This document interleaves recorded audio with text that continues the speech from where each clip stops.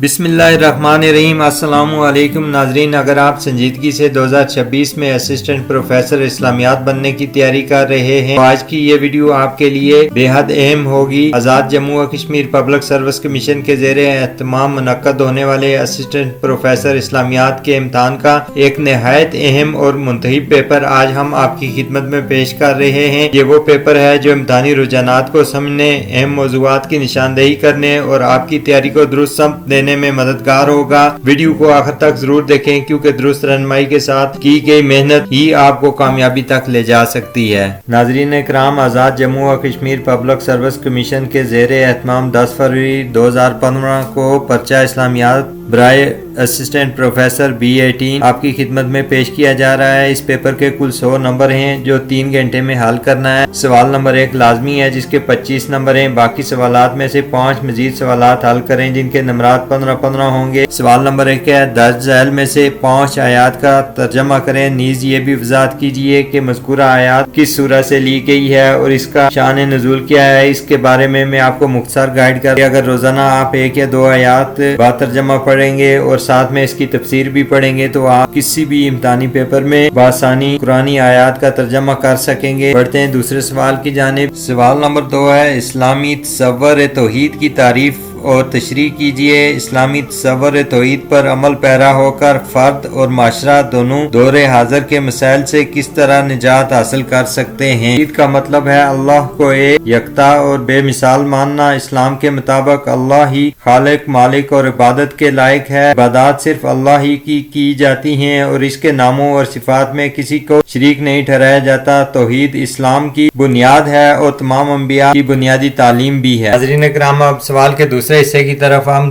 तवज्जो करते हैं कि तौहीद पर अमल करके मसाइल से कैसे निजात हासिल की जा सकती है। अगर हम इनफरादी सतह पर देखें तो तौहीद इंसान में ये यकीन पैदा करती है कि अल्लाह ही सबका मालिक और मददगार है। इससे खौफ, मायूसी, लालच और ज़हनी दबाव कम होता है। फर्द ईमानदार, जिम्मेदार और बाअखलाक बनता है क्योंकि वो अपने हर अमल को अल्लाह के सामने जवाबदेह समझता है। यूं बदअनवानी, बेरा रवी और खुद गर्जी जैसे मसाइल कम होते हैं। अगर हम माशरे की सतह पर देखें तो तौहीद इंसानों में बराबरी, अदल और अखुवत का जज्बा पैदा करती है। जब सब एक अल्लाह को मानते हैं तो नस्ली, मुआशी और तबकाती तफरीक कम होती है। जुल्म, नाइंसाफी, इस्तेहसाल और बदअमनी की जगह इंसाफ, अमन और तावन फरोग पाता है। इस तरह माशरा अखलाकी बहरान, इंतशार और बेसुकूनी से निजात हासिल कर सकता है। यानी तौहीद पर अमल फर्द को मजबूत कर देता है और माशरे को मुनसिफाना और पुरअमन बनाता है जो दौरे हाजिर के बड़े मसाइल का मौसर हाल है। सवाल नंबर 3 है, सुलह हदीबिया कुरान ने फतह मुबीन करार दिया है, वजाहत करें। राम सुलह हदीबिया को कुरान ने फतह मुबीन क्यों करार दिया। झैल में 5 वजूहात आपको बयान की जाएंगी जिससे आपको अंदाजा हो जाएगा कि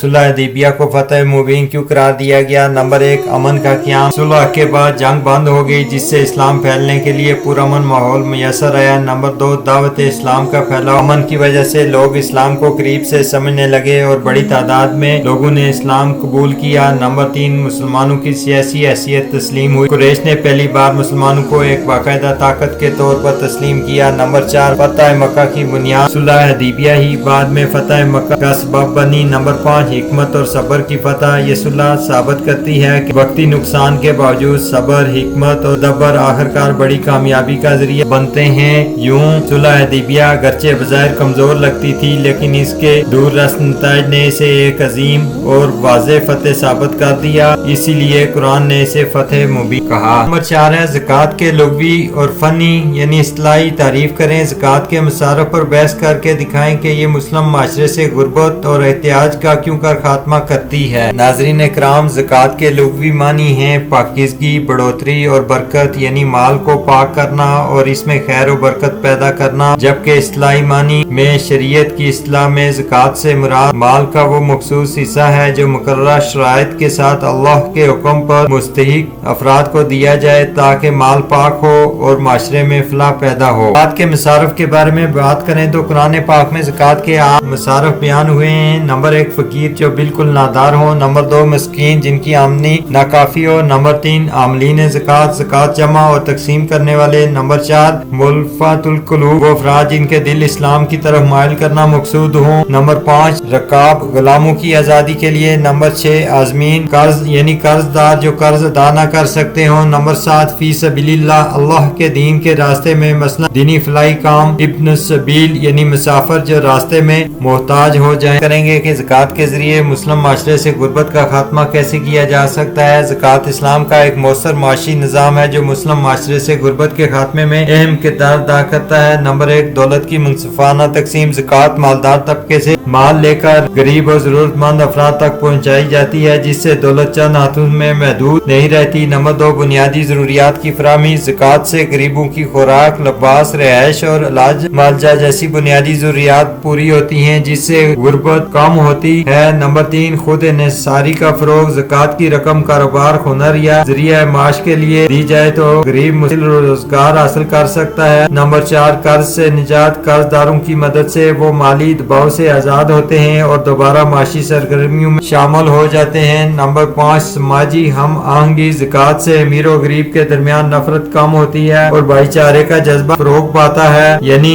اگر زکوٰۃ کا نظام دیانتداری اور مکمل طور پر نافذ کیا جائے تو مسلم معاشرے میں غربت نمایاں حد تک کم ہو سکتی ہے اور ایک متوازن اور فلاحی معاشرہ قائم ہو سکتا ہے۔ سوال نمبر 5 ہے سود کے اخلاقی، سماجی اور معاشی نقصانات کیا ہیں؟ یہ بھی بیان کریں کہ سود سے پاک معاشیت معاشرے میں کیسے تشکیل دی جا سکتی ہے۔ ناظرین اکرام پہلے ہم سود کے اخلاقی، سماجی اور معاشی نقصانات پر بات کریں گے۔ نمبر 1 اخلاقی نقصانات۔ سود لالچ اور خود غرضی کو فروغ دیتا ہے، ہمدردی اور باہمی تعاون کی روح کمزور کرتا ہے، محنت کے بغیر کمائی کی عادت پیدا ہو جاتی ہے۔ نمبر 2 سماجی نقصانات۔ امیر اور غریب کے درمیان فرق بڑھ جاتا ہے، معاشرے میں نفرت، حسد اور بے چینی پیدا ہوتی ہے، غربت اور استحصال میں اضافہ ہوتا ہے۔ نمبر 3 معاشی نقصانات۔ دولت چند ہاتھوں میں محدود ہو جاتی ہے، قرض دار مستقل قرض کے بوجھ تلے دب جاتا ہے، معاشی عدم استحکام اور مالی بحران جنم لیتا ہے۔ اب ہم سوال کے دوسرے حصے کی جانب کہ سود سے پاک معاشیت معاشرے میں کیسے تشکیل دی جا سکتی ہے۔ سود سے پاک معاشیت کا قیام اسلامی تعلیمات کی روشنی میں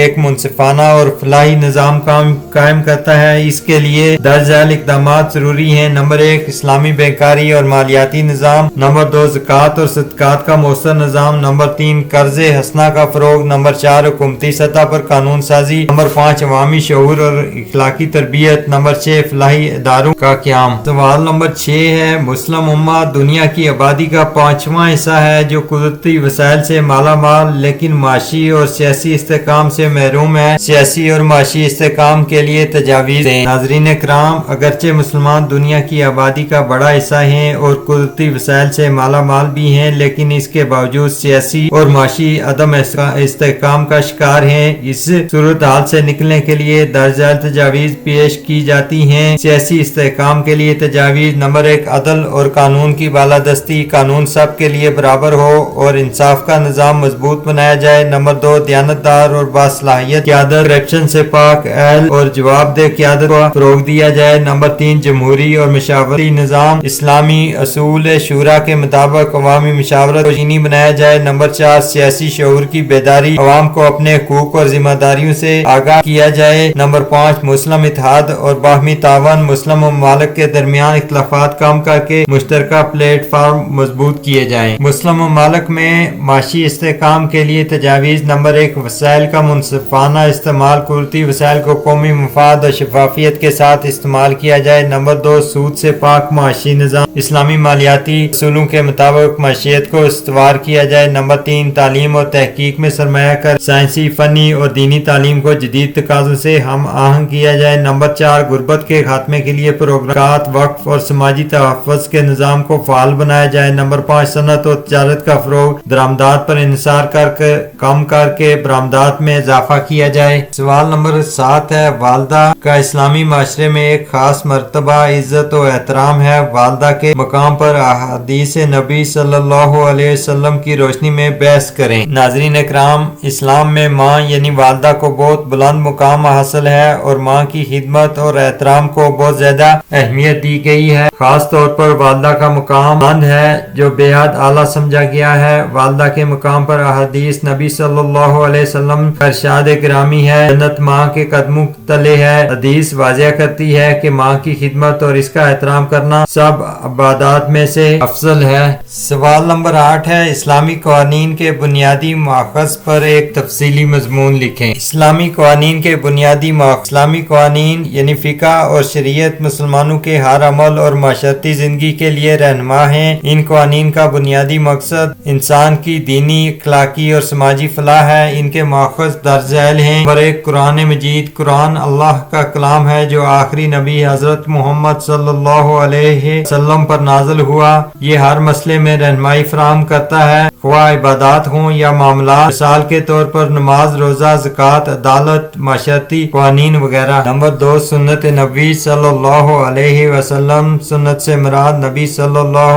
علیہ وسلم کے اقوال، افعال اور تقریریں ہیں۔ قرآن کے بعد سنت مسلمانوں کے لیے دوسرے نمبر کی رہنمائی فراہم کرتی ہے، مثال وضو کے طریقے، شادی بیاہ کے اصول، کے ممنوع ہونے کا عملی ثبوت۔ نمبر 3، اجماع علماء کا متفقہ فیصلہ ہے۔ جب قرآن و سنت میں کسی مسئلے کی واضح ہدایات نہ ہو تو علماء کے اجماع سے حل نکالا جا سکتا ہے، مثال نئے مالی سال یا سماجی مسائل کے حل کے لیے اجماع کا استعمال۔ سوال نمبر 9 ہے، انسانی حقوق پر خطبہ حجۃ الوداع کی روشنی میں بحث کریں۔ ناظرین کرام، خطبہ حجۃ الوداع میں حضرت محمد مصطفیٰ صلی اللہ علیہ وآلہ وسلم نے آخری خطبہ دیا جو انسانی حقوق، عدل اور مساوات کی ایک جامع دستاویز ہے۔ اس خطبے میں مسلمانوں کے لیے بنیادی اصول بیان کیے گئے جو آج بھی انسانی حقوق کے نظریے سے ہم آہنگ ہیں۔ نمبر 1، زندگی کا حق اور مساوات۔ حضرت محمد صلی اللہ علیہ وسلم نے فرمایا، تم سب انسان برابر ہو، حتیٰ کہ عرب غیر عرب پر فضیلت نہیں رکھتے اور سفید پر کالا یا کالے پر سفید پر کوئی فضیلت نہیں۔ یہ بات واضح کرتی ہے کہ ہر انسان کو زندگی، عزت اور وقار کا حق حاصل ہے اور نسلی یا طبقاتی امتیاز روا نہیں۔ نمبر 2، مال اور ملکیت کے حقوق۔ آپ صلی اللہ